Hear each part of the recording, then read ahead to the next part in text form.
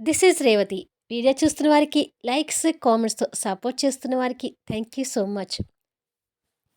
'ఓ ప్రేమ ఓ పగ' episode number 171. చరితకు తీసుకొచ్చింది మంచి సంబంధం అమ్మా. కానీ ఎంత చెప్పినా వినిపించుకోవడం లేదు. కనీసం నీ స్నేహితురాలికి నువ్వైనా చెప్పి ఈ సంబంధానికి ఒప్పించు శక్తి అని లక్ష్మి శక్తికి చెప్తుంటుంది. ఆ మాటలు వింటూ చరిత అక్కడికొచ్చి, నువ్వెప్పుడొచ్చావు శక్తి అని అడుగుతుంది. ఇంతకు ముందే వచ్చాను అంటూ తన చేతికి ప్లాస్టర్ వేసిన గాయాన్ని చూస్తూ, చేతికేమైంది అని అడుగుతుంది. లక్ష్మి గారు కూడా ఆ గాయాన్ని చూసి, ఏమైంది చరిత, ఆ గాయం ఏంటమ్మా అని కంగారుగా అడుగుతుంది. అది అడగగానే చరిత ఆటోమేటిక్గా వినోద్ మీద కోపం తెచ్చుకుంటూ, ఉన్నాడు కదా నీ పూలిష్ మర్ది, ఆ దుర్మార్గుడు వచ్చి అతని బైక్‌తో నా స్కూటీ ఢీకొట్టాడు. దాంతో నేను కింద పడి ఇలా గాయపడ్డాను అంటుంది. వినోద్ గురించి అంత కోపంగా మాట్లాడుతున్న చరితని చూసి శక్తి ఆశ్చర్యపోతూ, మా మర్ది దుర్మార్గుడా? నీతో స్నేహంగా మాట్లాడే వినోద్ దుర్మార్గుడెప్పుడయ్యాడు అని అడుగుతుంది. అసలేంటే ఆ మాటలు? వినోద్ గురించి అలా మాట్లాడుతున్నావేంటి? అది కూడా శక్తి ముందల అలా మాట్లాడుతున్నావేంటి అని అడుగుతుంది లక్ష్మి గారు. నాకు అతని మీద కోపంగా ఉంది. ఎవరి ముందైనా సరే ఇలాగే మాట్లాడతాను అంటుంది చిటపటలాడుతూ. అసలు వినోద్ మీద అంత కోపంగా ఉన్నావెందుకు అని అడుగుతుంది శక్తి అనుమానంగా చూస్తూ. ఎందుకు అంటే అని, నేను ఎప్పుడూ నిన్ను ప్రేమించలేదు అని వినోద్ మాటల్ని కసితీరా గుర్తు చేసుకొని ఇంకా కోపంగా మారుతుంది. శక్తి తన ఫేస్‌లో ఎక్స్‌ప్రెషన్స్ గమనిస్తూ, చెప్పు, వినోద్ మీద సడన్‌గా నీకు అంత కోపం ఎందుకు కలిగింది అని అడుగుతుంది. చరిత తడబడుతూ, ఆ గొట్టంగాడు ప్రతిసారి వచ్చి నా స్కూటీ ఢీకొనేవాడు. ఇవాళ కూడా అలాగే ఢీకొన్నాడు. అందుకే కోపం అంటుంది. గొట్టంగాడా? అతనెవరు అని అడుగుతుంది శక్తి. అదే నీ మరిదిని అంటున్నాను అంటుంది అదే కోపంతో. ఓహో! ఇంతకుముందు పోలిష్ దుర్మార్గుడు, ఇప్పుడు గొట్టంగాడు. ఇలా ఎన్ని పేర్లు పెడతావు మా మరిదికి అని అడుగుతుంది శక్తి. ఎన్ని పేర్లు పెట్టినా తక్కువే అని అంటుంది ఆ కోపాన్ని ప్రదర్శిస్తూ. ఏంటి ఆ మాటలు? ఎప్పుడూ లేంది వినోద్‌ని ఎందుకు అలా తిడుతున్నావు అంటూ లక్ష్మి గారు కూడా ఆశ్చర్యపోతుంది. నేనతన్ని అలాగే తిడతాను. అంత కోపంగా ఉన్నాను అంటుంది చిట్టపటలాడుతూ. అసలు నిన్నటి నుంచి ఇది వింతగా ప్రవర్తిస్తుందమ్మా. నిన్న మీ ఇంటి నుంచి వచ్చింది చూసావా? అప్పటినుంచి కూడా దీని మూడ్ అస్సలు బాగలేదు. ఒకవేళ నిన్న మీ ఇంటికొచ్చి వినోద్‌తో ఏమైనా గొడవ పడిందా శక్తి అని అడుగుతుంది లక్ష్మి గారు. శక్తి నిన్న వాళ్ళింట్లో జరిగిన ప్రతి మూమెంట్ గుర్తు తెచ్చుకొని, చరిత అంటూ వినోద్ నిద్రలో కలవరించడం కూడా గుర్తు తెచ్చుకొని, అదేమీ లేదా ఆంటీ అని, తను ఎందుకు కోపంగా ఉంటుందో నాకు నిదానంగా అర్థమవుతుంది అని మనసులో అనుకొని, అవును, ప్రతిసారి మీరు బైక్స్ ఢీకొట్టుకోవడం మామూలే కదా! మరి ఎప్పుడు లేనిది ఈరోజు మా మరిది మీద అంత కోపం ఎందుకొచ్చింది? ఎప్పుడూ లేనిది రకరకాల పేర్లు పెట్టి ఎందుకు తిడుతున్నావు అని అడుగుతుంది శక్తి. ఎందుకు తిడుతున్నానంటే, ఇవాళ ఆ గొట్టంగాడిని చూడగానే నా కోపం పీక్స్‌లోకి పోయింది. అందుకే తిడుతున్నాను అంటుంది చరిత. దీనికేదో అయింది శక్తి అంటుంది లక్ష్మి గారు కాస్త కంగారు పడుతూ. తనతో నేను మాట్లాడతాను కానీ మా ఇద్దరికి మంచి స్ట్రాంగ్ కాఫీ తెచ్చి ఇవ్వరా ఆంటీ అని అడుగుతుంది శక్తి. సరేనమ్మా అని చెప్పి లక్ష్మి గారు కిచెన్లోకి వెళ్తుంది. ఇలా రా, కూర్చో అంటూ శక్తి చరిత చేపట్టుకొని పక్కన కూర్చోబెట్టుకొని, నిజం చెప్పు, మా మరిది మీద ఎందుకంత కోపంగా ఉన్నావు అని అడుగుతుంది. అది చెప్పాను కదా, నా బైక్ ఢీకొన్నాడు. అందుకే కోపంగా ఉన్నాను అంటుంది. అంతేనా? లేదంటే ఇంకా ఏదైనా విషయం ఉండి నా దగ్గర దాస్తున్నావా? అని అడుగుతుంది శక్తి అనుమానంగా చూస్తూ. తనకి అబద్ధం చెప్పాల్సి వస్తున్నందుకు కాస్త కోపాన్ని తగ్గించుకొని తగ్గుతూ అదేమీ లేదు అంటుంది నిదానించి. వినోద్ నువ్వు నిన్నేమైనా గొడవ పడ్డారా? అని అడుగుతుంది. ఆ గొట్టంగాడు నిన్న ఆ స్నిగ్ధతో పెళ్లి చూపులు, పెళ్లి ముహూర్తాల పనిలో బిజీగా ఉంటే నేనెందుకు అతనితో గొడవ పడతాను? అంటుంది కోపంగా చూస్తూ. అబ్బా! ప్రతిసారి మా మరిదిని అలా తిట్టకు. నిజానికి వినోద్ చాలా మంచివాడు అంటుంది శక్తి. వినోద్‌ని అలా తిడుతుంటే భరించలేక. మంచివాడని నువ్వంటే సరిపోయిందా? ఏమాత్రం మంచివాడు కాదు. ఇవతల వాళ్ళ బాధల్ని పట్టించుకొని పచ్చి దుర్మార్గుడు. అమ్మ చాటు కొడుకు అని తిడుతుంది. శక్తి తన మాటలను ఆశ్చర్యంగా వింటూ, అమ్మ చాటు కొడుకా? ఎలా చెప్తున్నావు? అని అడుగుతుంది. వాళ్ళమ్మ ఏది చెప్తే అది గొర్రెలా తల ఊపి ఒప్పుకుంటాడు కదా! అందుకే అది చూసే అమ్మ చాటు కొడుకు అంటున్నాను అంటుంది ఉడుక్కుంటూ. చరిత అలా అనగానే రాజశ్రీ నిన్న స్నిగ్ధని పెళ్లి చేసుకోమని వినోద్‌ని అడిగి ఒప్పించటం గుర్తు తెచ్చుకుంటూ ఉంటుంది.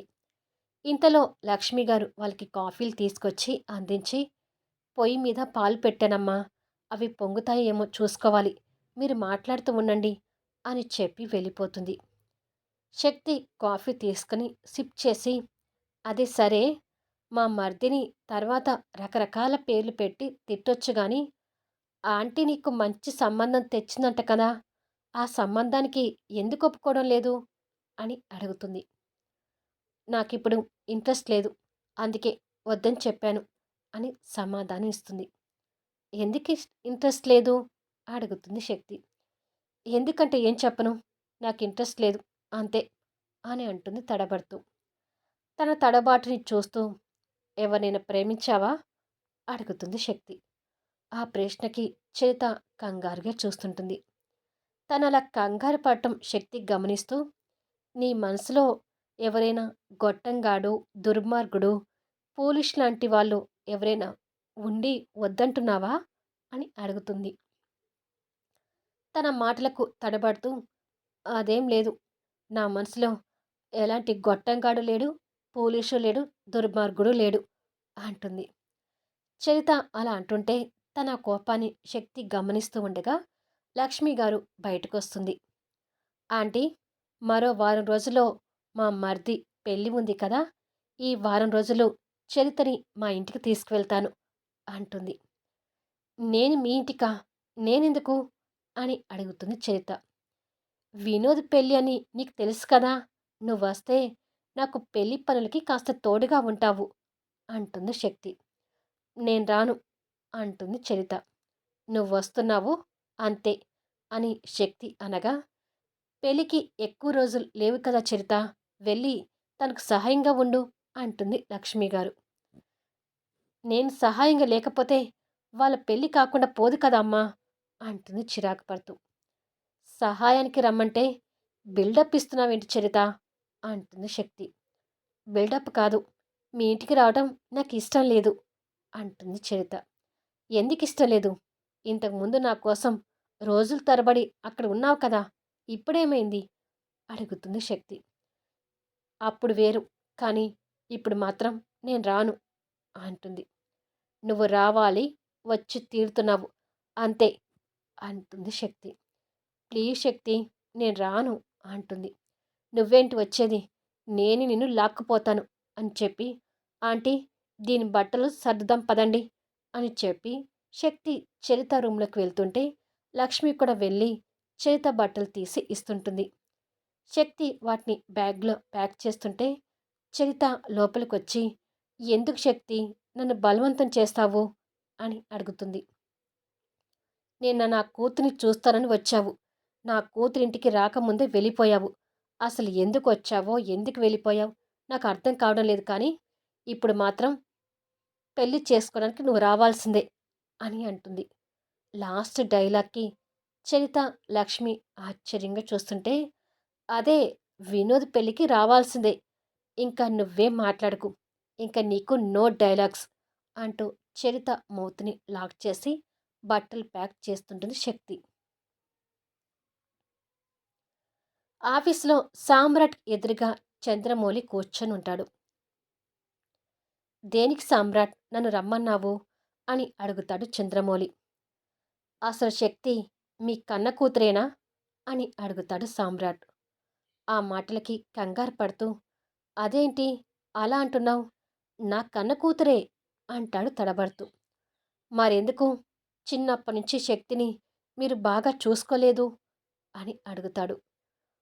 ఆ మాటలకు ఇంకా కంగారు పడుతూ, "నేను తనని బాగానే చూసుకున్నాను. శక్తి నీకేదో అబద్ధం చెప్పినట్టుంది" అంటాడు. "అసలు తను ఏదైనా చెప్తేనే కదా అది అబద్ధమో, నిజమో తెలుసుకోవటానికి" అంటాడు. "మరి మేం తనని బాగా చూసుకోలేదని ఎలా అడుగుతున్నావు?" అని అంటాడు చంద్రమౌళి. "చిన్నప్పటి నుండి నేను శక్తిని చూస్తూనే పెరిగాను. ఏ రోజు కూడా తన మొహంలో నేను సంతోషం చూడలేదు. చిన్న వయసులోనే ఒంటరిగా కూర్చొని ఏడవటం ఎన్నోసార్లు చూశాను. ఇవన్నీ ఇలా ఉంచితే శక్తి క్యారెక్టర్ గురించి మీరు బ్యాడ్ చేసి చెప్పారు. కన్న తండ్రి అనేవాడు నిజంగానే కూతురు తప్పు చేసినా అది గుండెల్లో దాచుకుంటాడు గాని, నా కూతురు ఇలాంటిది అని ఒక పరాయి మనిషికి చెప్పడం అనేది జరగదు. కానీ మీరు చెప్పారు. ఇక్కడే అసలు మీరు శక్తికి కన్న తండ్రి అవునా కాదా అని అనుమానం వస్తుంది" అంటాడు సామ్రాట్. "నీ అనుమానంలో నిజం లేదు. శక్తికి నేను కన్న తండ్రిని" అంటాడు కోపంగా. "శక్తికి కన్న తండ్రి అయితే మీరు స్నిగ్ధకి ఇస్తున్న ఇంపార్టెన్స్ శక్తికి ఎందుకివ్వడం లేదు?" అని అడుగుతాడు. "ఇవ్వట్లేదని నువ్వెందుకు అనుకుంటున్నావు?" అని అడుగుతాడు చంద్రమౌళి. "నేను స్నిగ్ధని కాదని శక్తిని పెళ్లి చేసుకున్నందుకు స్నిగ్ధకి ఏదో అన్యాయం జరిగిపోయింది అని ముగ్గురు కట్టకట్టుకొని మా ఇంటికి వచ్చి వినోద్‌తో పెళ్లి కుదుర్చుకున్నారు. అదే శక్తి నా వల్ల రేపుకి గురైతే పట్టనట్టుగా వదిలేశారు. నా కూతురి జీవితాన్ని ఎందుకు అన్యాయం చేశావని కూడా నన్ను నిలదీయలేదు. ఇద్దరి కూతుళ్ళ మధ్య ఎంత వ్యత్యాసం చూపిస్తున్నారో ఇక్కడే అర్థమవుతుంది కదా" అంటాడు సామ్రాట్. నిన్ను నిలదీయటానికి శక్తిని రేప్ చేసింది నువ్వని మాకెలా తెలుసు?" అని అడుగుతాడు. "అదే అక్కడే మీ మీద నాకు అనుమానం వస్తుంది. కూతురికి అన్యాయం జరిగినప్పుడు ఎవ్వరమ్మ నీ బతుకుని ఇలా అన్యాయం చేసిందని ఒక తండ్రిగా మీరు ప్రశ్నించి ఉంటే శక్తి ఆ రోజు నా గురించి ఖచ్చితంగా నిజం చెప్పి ఉండేది. రేప్ చేసింది నేను అని మీకు తెలియలేదు అంటే అసలు మీరు శక్తిని అడిగి ఉండరు. పలానా వ్యక్తి వల్ల నాకు అన్యాయం జరిగిపోయింది నాన్న అని శక్తి మీ దగ్గర చెప్పుకోలేదు అంటే తనకి మీ దగ్గర తండ్రిగా చనువు లేదని అర్థం. అంటే మీరు శక్తిని ఎలా పెంచారో ఇక్కడే అర్థమవుతుంది" అంటాడు సామ్రాట్.